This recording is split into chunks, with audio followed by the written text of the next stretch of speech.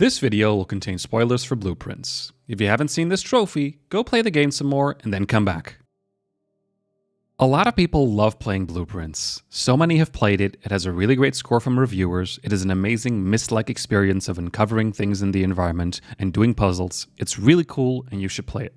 It is Dogubomb's first game as well, which is even more amazing. This is a kind of awesome craft you get when somebody very experienced in a different field comes to video games, and it's so cool to see.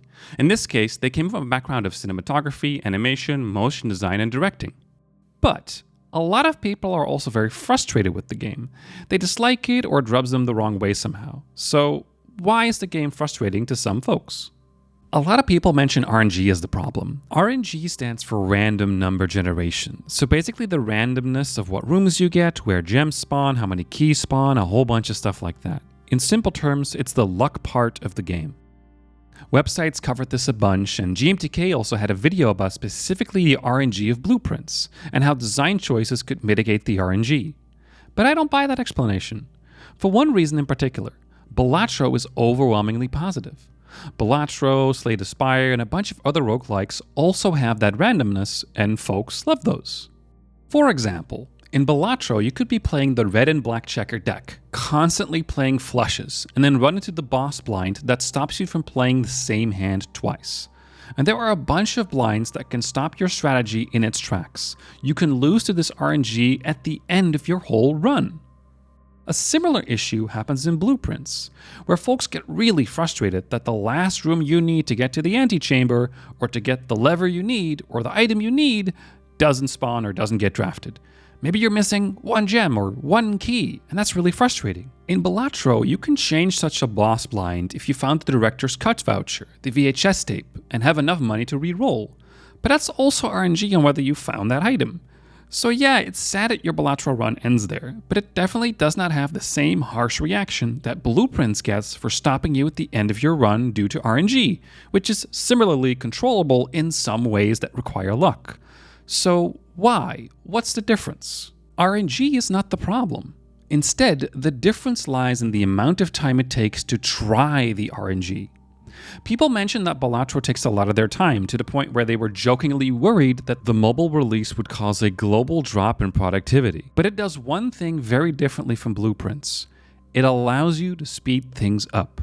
You can literally speed up all animations and get through the game so much faster, from 1 to 2 to even 4 times as fast, and that makes a huge difference. For example, here is a hand played at 1 times speed. It is very, very slow. And here is a hand played at 4 times speed. It's way faster. Now imagine how many hands you have to play to get through a game of Balatro. It's an exponential time difference. Blueprints does not do that. In fact, it actively slows you down. Some things, like safe animations, forcibly take away your control. You cannot move every time you want to use one. And for some, you cannot grab the gem out of the safe after the animation, so you're sitting there waiting to move so you can grab it. It also restrains you like this when using computers, and even as you move in menus on the computer, or as you pull a lever and wait for the door to open. It all takes time. And they are small times, but if you combine all of those times for every run you do, then it becomes exponentially grating. Also, the first time you pick up an item every day, it shows you what it is. Every single time. Which is exactly what The Legend of Zelda Skyward Sword did back in 2011. It was incredibly frustrating then, and it is frustrating now. It's like, yes, I know what a green rupee is. You don't have to tell me every day I play the game. When you pick up your 20th shovel in Blueprints, you're like, I know, I got it. I got the concept. Playing through Blueprints in this way is like when you're watching a video online and the video starts to skip slightly, and that isn't costing you a lot of time, it's milliseconds at best, but it's a feeling of annoyance that gets you, especially when it keeps happening. A game does have to tell players what an item is when they first pick it up, so that's good. So it's not like the game is stupid. Maybe it's slow, and repeating these animations every time can feel useless. I think Dogubomb also figured this out a few months after release, when they patched the game so that the safes stay open after they've been opened once. Because during the first few months after release, you had to wait for every single safe animation every single time. It was very frustrating.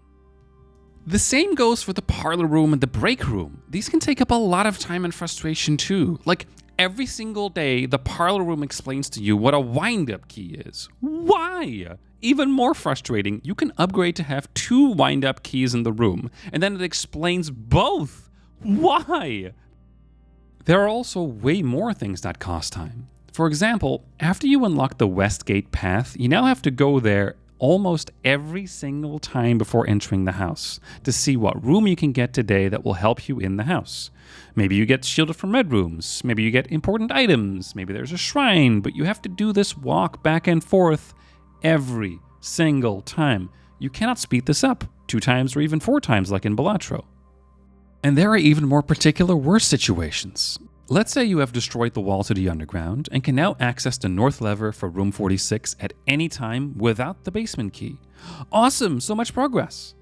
But this means that the most efficient way to play, and to be the most careful with your steps, is to run down to the lever every single day before going into the house. This is a lot of walking and running, and even after all of that, you're still not guaranteed to make it to room 46. You may just lack a single key, a single gem, a single step, or even a room draft.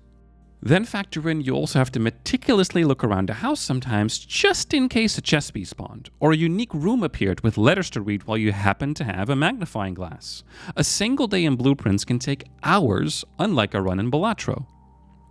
So that is the actual problem of Blueprints. It isn't RNG, it is the time it takes to get to the RNG. And slowness isn't always bad. It can cause incredibly fun moments, like for example seeing Costco expert and fellow GDC speaker Northernlion trying to open as many doors as possible while using the stopwatch, and being foiled right at the end. I need the resources, man! I need the resources that are in here! What? Takes 5 seconds to open every door!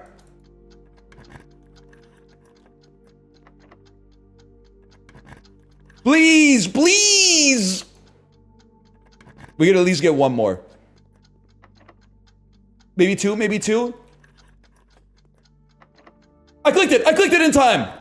Oh, he stole it from me! Now you may wonder, why pick up every object, why open every safe, why play so efficiently? Just enjoy the game. And that brings us to a classic game design problem. I'm going to quote Soren Johnson, who said in 2011, "Given the opportunity, players will optimize the fun out of a game." And I want to be clear, I'm not saying that is how it should be, I'm saying that's how it is. Because here's the thing, you have to do these forced animations on the vaults, on the computers, on the item pickups, everywhere. You have to stand the best chance of progress, to make sure you don't get stopped by security doors later on. You can try skipping something to speed up your day, but doing that risks being limited by just a key, just a gem, just a single step. They can make or break your run. 1 gem can make the difference between spending a whole other day walking around again, seeing all the same animations. The game's designer, Tonda Ros, said something different about that though, in an interview with Easy Allies. Does not do that. You can choose other experiments in the same way that you can, if you don't like a puzzle, like if you don't like the parlor puzzle, you can just avoid the parlor puzzle. So kind of like Unless you want that trophy. Part of the non-linear way that the game is designed is to allow players to maybe craft their own experience in a way that they can, you know, if they hate math, they can avoid certain rooms. Yeah. Listen, I don't love math, and I kind of enjoy the billiard. Cool.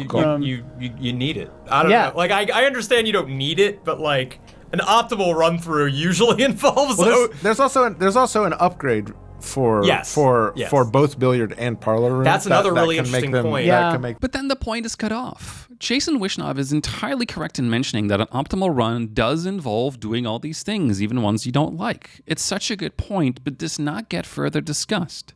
I think that's a shame, as I'd love to know what Tonda Ros thinks of the Soren Johnson quote that, given the opportunity, players will optimize the fun out of a game. Now, you can try to blame the player for that, but you would be wrong, as it is a classic game design issue that many games grapple with, because essentially it is a case of opposite incentives. On one hand, you need to be as deliberate and safe with your keys and gems as possible, and on the other, it takes boring, repetitive tasks to be that efficient. So the most efficient way to play is the boring way to play. That is a game design issue if it was not the intention of the designer. The design of blueprints does try to limit the impact of RNG. There are multiple ways to discover the same information, like the computer password or the second computer password. This limits the RNG, similar to how there isn't just one that can Balatro or Slay the Spire, or any other roguelike game that can get you to the win. There are multiple ways to get to the desired end result. And there are even books in-game that tell you about how to build the right home to avoid these RNG issues. But it also takes RNG to find these books, and then also RNG to read them, and then to get that RNG you have to do animation after animation after animation, which is time. So we can see it's not as much an RNG problem as that it takes time to get to the RNG. Repetitive time. There are also things that do not force these animations. For example, the big metal gear underneath the house allows you to touch the controls and immediately run away. This is great. There's no animation locking, just go. And while we're talking about big metal gears, slow gameplay can be great if it is a deliberate game design choice, like with the Metal Gear Solid 4 Microwave Hall. It adds a lot of spice to be slow for that moment in gameplay, and it is not repetitive. In blueprints, there are also the food pickups that you can multiply really fast, and the star signs that you can get through much faster if you want to go faster. But players keep mentioning RNG, so that must be the problem, right? No. Again, basic game design in UX lets us know that what players say is the problem and what actually is the problem can be super far apart. The audience is right about there being an issue, but most of the time wrong about the solution of the issue. A great way I've seen this phrased is by Bill Hader. Another thing I learned was that when people give you notes on something, when they tell you what's wrong, they're usually right. When they tell you how to fix it, they're wrong. So like when they give you notes, so like if you go, I don't really like the relationship between the husband and the wife, I would have it that he was, I would do it this way. So when they say, I don't like the relationship they have with husband and wife, they're right. There is something probably wrong in that area. But then when they tell you how to fix it, it's always wrong. Yeah. Like don't listen. Like once they say, here's what I would do, just turn them off because they're always wrong. So Blueprints is slow, but it may very well be the intention of the director for the game to be slow. That's fine. Tonda Ros gets to decide what game he builds. If he wants a slow game, as that is his authorial intent, then great, it's a slow game. That's not good, that's not bad, that's just his intention. But if folks then keep discussing the RNG as a problem, I have to disagree. RNG isn't at fault here. RNG doesn't have to be fixed. It's the time in between RNG that makes folks bounce off. And whether that's a problem or not depends on the director's intent of the game. Thank you very much for listening, and I hope this was interesting and clear.